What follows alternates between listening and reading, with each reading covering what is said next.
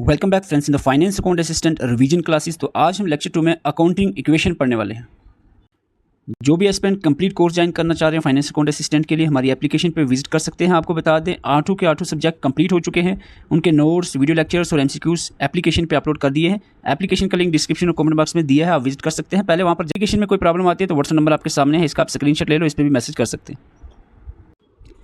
Accounting equation क्या है? Accounting equation एक मैथमेटिकल एक्सप्रेशन है जो बताती है कि जो एसेट्स होते हैं किसी भी बिजनेस के, कंपनी के, वो लायबिलिटी और कैपिटल के बराबर होते हैं। सिंपल सी इक्वेशन ALC आपने याद रखना है, assets are equal to liability plus capital. इसी इक्वेशन के इर्द गिर्द सारा चैप्टर घूमने वाला है। तो ये पहली इक्वेशन है, सबसे इंपॉर्टेंट इक्वेशन, बेसिक इक्वेशन है।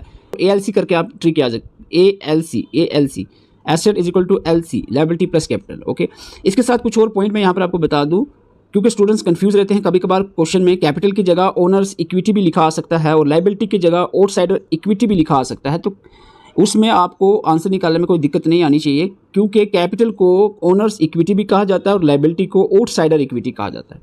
और accounting equation dual aspect concept को फॉलो करती है। ड्यूल एस्पेक्ट कंसेप्ट यानी डबल एंट्री अकाउंटिंग सिस्टम।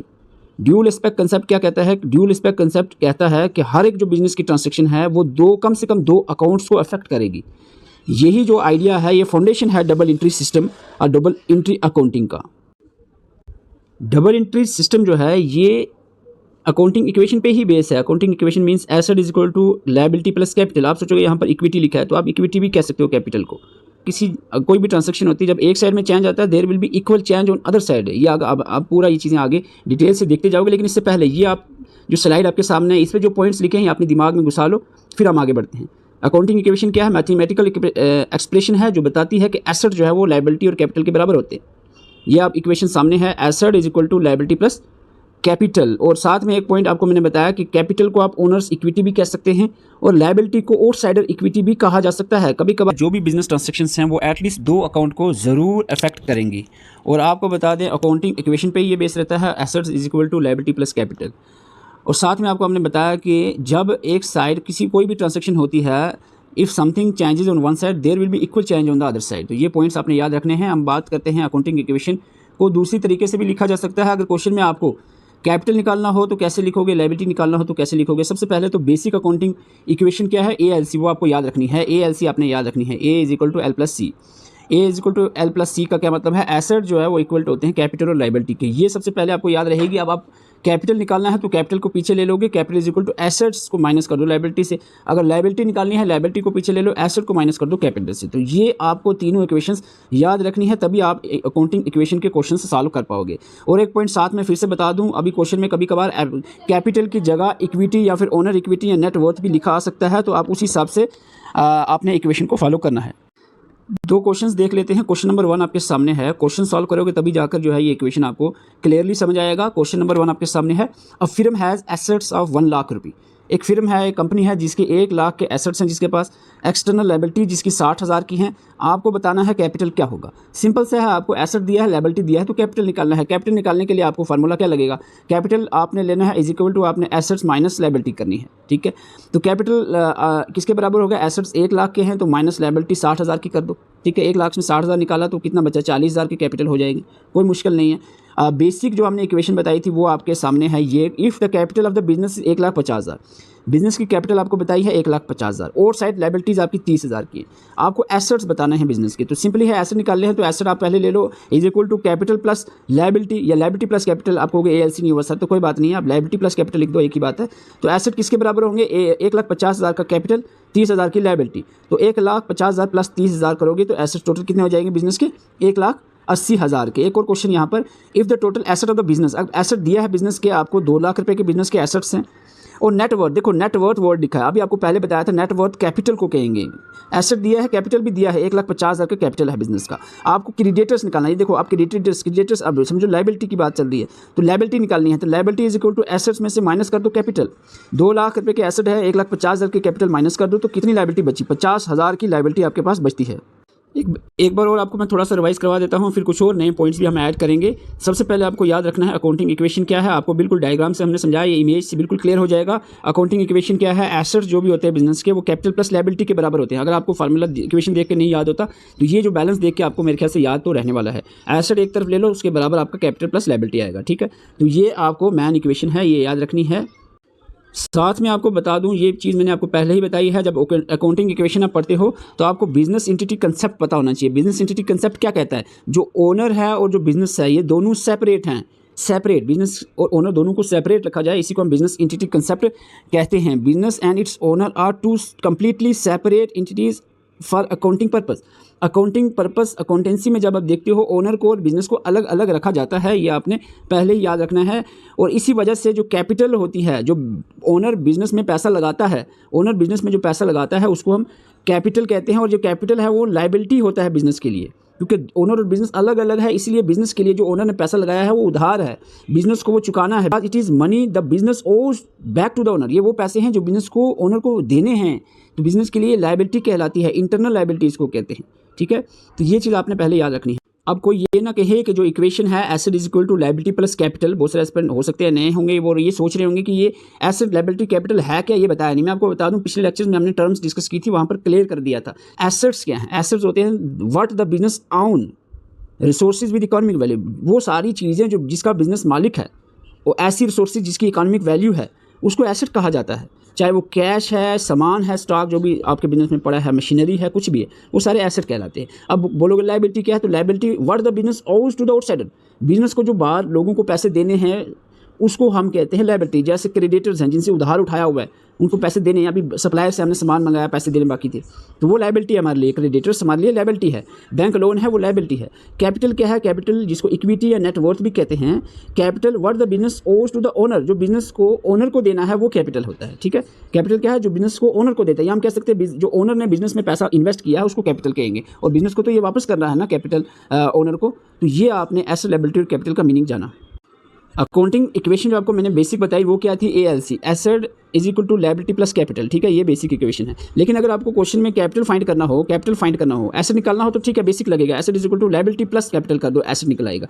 लेकिन अगर आपको कैपिटल निकालना है तो एसेट आप पहले ले लो, आगे is equal to asset minus liability, liability निकालनी हो तो एसेट माइनस कैपिटल करना पड़ेगा, ठीक है। ये कोई दिक्कत है इसमें, तीनों आपको इक्वेशन याद होनी चाहिए। जैसे अगर आपको कहा जाए एसेट कंपनी के हैं $50,000 की, लायबिलिटी दी है $18,500 की, तो आपको क्या निकालना है, एसेट्स लायबिलिटी दी है, आपको क्या निकालना है, आपको कैपिटल निकालना है। अब ये फार्मूला आप सोचोगे ये क्या लिखा है, ये उधर लिख दिया इक्विटी, इक्विटी मीन्स वही capital, capital is equal to asset minus liability. आप ऐसे भी लिख सकते हो, कोई दिक्कत नहीं है, ठीक है, इसको ऐसे भी लिख सकते हो। तो ऐसे अगर लिखो तो कि आपको क्या रहेगा, क्वेश्चन में दिया है एसेट कितने हैं $50,000 के, माइनस का दो लायबिलिटी 18,500 की, तो आपके पास क्या आ जाएगा 31,500 आपके इक्विटी यानी कैपिटल आ जाएगा। अब ये terms equity, net worth, owners liability, owners equity, ये ऐसे वर्ड यूज़ होंगे, तो ये चीज़ पहले ही मैं आपको बता चुका हूँ। ये टर्म्स आपको पता होनी चाहिए किसके लिए यूज़ की जाती है। एक पॉइंट और मैं यहाँ पर ऐड कर देता हूँ, कैपिटल क्या होता है, कैपिटल होता है ओनर्स इक्विटी। जो कैपिटल है, ओनर्स इक्विटी है, इसमें जो ओनर होगा अगर इंट्रोड्यूस करता है मोर न्यू कैपिटल डालता है तो वो प्लस किया जाएगा। पहले उसने 1 लाख रुपये से बिजनेस स्टार्ट किया, बाद में 50,000 रुपये और उसने बिजनेस में डाला तो वो प्लस होगा। कोई भी रेवेन्यू होता है, इनकम जनरेट होती है, वो भी कैपिटल को बढ़ाएगा, वो भी कैपिटल में प्लस की जाएगी, ठीक है, ये बात याद रखना। एडिशनल कैपिटल ऐड किया, प्लस होगा कैपिटल में। रेवेन्यू जनरेट हुआ, इनकम हुई, प्रॉफिट हुआ, गेन हुआ, तो वो भी प्लस किया जाएगा कैपिटल में, क्लियर है। लेकिन अगर एक्सपेंस होता है, cost for running the business decrease करेगी, इक्विटी को माइनस किया जाएगा, इसीलिए इक्विटी यानी कैपिटल को डिक्रीज करेगा। और ड्राइंग जो होती है, पर्सनल कैश या एसेट जो विदड्रॉ किए गए पर्सनल यूज़ के लिए, वो भी डिक्रीज करेगा, कैपिटल को माइनस किया जाएगा कैपिटल से, तो ये आपने याद रखना है। अब आपको मैं एक सिनारियो बताता हूँ, affecting only one side of the equation in opposite direction. देखो अगर आपके पास एक ट्रांजैक्शन है, बॉट फर्नीचर फॉर कैश, हम आपका बिजनेस है, उसने फर्नीचर खरीदा कैश पे, नगद पैसे देकर फर्नीचर खरीदा, तो इसकी आपको बताना है क्या असर पड़ेगा अकाउंटिंग इक्वेशन पे। फर्नीचर, देखो फर्नीचर एसेट होता है तो एसेट बढ़ा, बिजनेस में एसेट आया, लेकिन दूसरी तरफ कैश जो कि आल्सो एक एसेट है वो कम होता है, तो इसमें क्या होगा, एक एसेट बढ़ेगा और दूसरा एसेट कम होगा। और आपको मैं बता दूं, कभी कभार क्या होता है, कोई जो ट्रांजैक्शन होती है बिजनेस ट्रांजैक्शन, वो 2 से ज़्यादा अकाउंट्स को भी जो है वो इफेक्ट कर सकती है। जैसे कि आपको यहाँ पर बताऊँ, गुड्स कॉस्टिंग 10,000 रुपये का सामान था आपके बिजनेस में, जो आपने 12,000 में नगद में कैश में बेच दिया। अब इसका क्या इफेक्ट होगा, देखो एक तरफ आपका एसेट सामान है जो स्टॉक, जिसको एसेट कहेंगे, वो आपका स्टॉक जो है 10,000 का डिक्रीज़ होगा, ठीक है। दूसरी तरफ आपके बिजनेस में कैश आया, सामान आपने बेचा तो 12,000 पे आपका कैश आया, वो भी एक एसेट है, तो एक दूसरा एसेट बढ़ा, एक एसेट कम हुआ स्टॉक और एक एसेट कैश बढ़ा, क्योंकि 10,000 पे का सामान था, 12,000 में बेचा है, 2,000 का क्या हुआ प्रॉफिट। तो प्रॉफिट जब होता है तो वो कैपिटल बढ़ाता है, तो कैपिटल इस केस में कैपिटल को इंक्रीज़ होगा 2,000 का। तो इस तरह आप देख सकते हो, इस जो कुछ ऐसी भी ट्रांजेक्शन्स होती हैं जो 2 से ज़्यादा, एटलीस्ट 2 अकाउंट्स को अफेक्ट तो करेगी लेकिन उसके ज़्यादा भी इफेक्ट कर सकती है। जैसे 3 में आप देख रहे हो, 3 पे इफेक्ट हो रहा है इस ट्रांजैक्शन से। अब हम देखते हैं कुछ ट्रांजैक्शंस और उनका इफेक्ट क्या रहेगा एसेट, लायबिलिटी और कैपिटल पे। सबसे पहली ट्रांजैक्शन है started business with cash, cash में बिजनेस स्टार्ट किया। तो इसमें आपको पता है बिजनेस में कैश आया, कैश क्या है एसेट है, तो एसेट बढ़ेगा। दूसरी तरफ लायबिलिटी पे कोई इसमें इफेक्ट नहीं आएगा, दूसरी तरफ इफेक्ट पड़ेगा कैपिटल का, क्योंकि जब बिजनेस स्टार्ट होता है, कैश में बिजनेस स्टार्ट किया तो बिजनेस में जो ओनर ने पैसा लगाया वो क्या है कैपिटल है, तो कैपिटल भी बढ़ेगा, ठीक है। दूसरी यहाँ पर ट्रांजैक्शन है क्रेडिट परचेज की। क्रेडिट परचेज अगर हुआ, उधार में हमने सामान खरीदा, हमने किसी सप्लायर से सामान खरीदा उधार में, तो इस केस में क्या हुआ, सामान यानी स्टॉक हमारे बिजनेस में बढ़ा, स्टॉक क्या है एसेट, एसेट बढ़ा। दूसरी तरफ वो सामान जो था वो हमने उधार में लिया, तो लायबिलिटी हमारी बढ़ी है, साथ में एसेट भी बढ़ा, सामान आया लेकिन उधार भी तो चढ़ गया ना बिजनेस पे। तो लायबिलिटी किससे, क्रेडिटर, जिनको हमने पैसा देना है, जिनसे हमने उधार में उठाया सामान, उनको क्रेडिटर्स कहेंगे। तो क्रेडिटर्स का भी हमारा बढ़ेगा, लायबिलिटी बढ़ेगी और कैपिटल पे इस पर कोई असर नहीं पड़ेगा। अब देखो कुछ महीने के बाद हमने क्या किया, जो क्रेडिटर से दो जिनसे पैसा उधार में लिया या सामान उधार में लिया, उनको पे हमने कर दिया, पेड क्रेडिटर्स को पैसे दे दिए। तो इसमें क्या हुआ, कैश हमारा गया बिजनेस से, एसेट है कैश, कैश हमारा कम हुआ गया, डिक्रीज़ होगा, एसेट कम हुआ, लायबिलिटी भी कम हुई साथ में, क्योंकि कैश तो गया एसेट कम हुआ, लेकिन जो हमारे सर उधार था बिजनेस के सर पे तो वो भी कम हुआ, साथ में कैपिटल पे कोई असर नहीं पड़ा। अब ड्राइंग, ओनर ने ड्राइंग कर दी, ड्राइंग मीन्स बिजनेस में से पर्सनल यूज़ के लिए पैसे या फिर कोई सामान उठा लिया।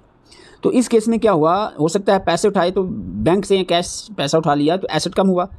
और दूसरी तरफ आपको बता दें ड्राइंग जो है वो ओनर का जो कैपिटल होता है बिजनेस में, कैपिटल को कम करता है, तो कैपिटल भी डिक्रीज होगा। ब्रॉड एसेट फॉर कैश, पैसे देकर एसेट खरीदा बिजनेस के लिए, तो इस केस में देखो एसेट ही में दोनों इफेक्ट होंगे। एक देखो ब्रॉड एसेट, सामान की कोई भी एसेट, हमने मशीनरी खरीदी, कोई गाड़ी खरीदी बिजनेस के लिए, कोई कंप्यूटर खरीदा, तो वो क्या है, सामान फर्नीचर गाड़ी क्या है, वो एसेट है, तो एक एसेट बढ़ेगा। दूसरी तरफ वो पैसा देकर खरीदी है तो पैसा भी एसेट है, कैश भी एसेट है, तो दूसरी तरफ एसेट कम होगा, एसेट बढ़ेगा एसेट कम होगा। तो इस केस में दोनों इफेक्ट एसेट पे ही पड़ते हैं। तो इस तरह की ट्रांजैक्शंस आपको समझ आनी चाहिए कि इनका इफेक्ट क्या रहेगा अकाउंटिंग इक्वेशन के जो हमारे एसेट, लायबिलिटी और कैपिटल है। ये जो हमने रिवीजन सेशन स्टार्ट किया है अकाउंटेंसी का, ये बहुत ज़्यादा बेनिफिशियल हो सकता है अकाउंटेंट एस्पिरेंट के लिए। लेकिन अगर आप जो है इसको चाहते हो कि कंटिन्यू रहे सीरीज, एटलीस्ट 500 एस्पिरेंट अगर वीडियो को लाइक करते तो हम कंटिन्यू रखेंगे। मैंने देखा लास्ट वीडियो पे बहुत कम रिस्पांस है, एस्पिरेंट मेरे ख्याल से इसमें इंटरेस्टेड नहीं है। अगर आपको लगता है ये सीरीज कंटिन्यू रहे तो एटलीस्ट हमें भी पता चले 500 अगर एस्पिरेंट इस वीडियो को लाइक करते तो हमें पता चल जाएगा कि 5 लोग तो हैं एस्पिरेंट हैं जो चाहते हैं कि अकाउंटेंसी को रिवाइज करवाया जाए। और इस रिवीजन सेशन में नई चीज़ें भी हम ऐड करने की कोशिश करेंगे। जो ऑलरेडी हमने लेक्चर्स एप्लीकेशन पे दिए हैं वो आप अच्छे से देख लो, नोट्स पढ़ लो, एमसीक्यू प्रैक्टिस कर लो, फिर आप सेशन जो हमारा रिवीजन सेशन है इसमें ज्वाइन हो जाओ। तो इसमें क्या होगा, आपको कंप्लीट तरीके से पिछली चीज़ों को भी रिवाइज करवाया जाएगा और नई चीज़ें भी इसमें ऐड करवाई जाएंगी। अगर आप कंप्लीट कोर्स ज्वाइन करना चाह रहे हैं, एप्लीकेशन का लिंक डिस्क्रिप्शन कमेंट बॉक्स में दिया है, वो घबराने की कोई आपको बात नहीं है, क्योंकि एप्लीकेशन पे जो हमारा कोर्स है उसके चार्जेस इतने हैं, जैसे कि एक बच्चे की चॉकलेट आ जाती है 150 रुपीज़ ओनली हमने चार्जेस रखे हुए हैं। और क्वालिटी आपको बिल्कुल जेकेएसएसबी के लेटेस्ट पैटर्न के हिसाब से ही मिलेगी और बिल्कुल एग्जाम ओरिएंटेड चीज़ें आपको प्रोवाइड की जाएंगी। आपको पहले बता दूं हमारे 8 के 8 सब्जेक्ट कंप्लीट हो चुके हैं, उनके नोट्स, उनके एमसीक्यूज, उनकी वीडियो लेक्चर सारी चीज़ें हमने अपलोड कर दी हैं। अब आपका काम है मेहनत करना, आप देखो वीडियोज़, नोट्स पढ़ो, एमसीक्यू प्रैक्टिस करो, साथ में जो रिवीजन सेशन हमारा चल रहा है इसको भी आप देखते रहो। Thank you for watching.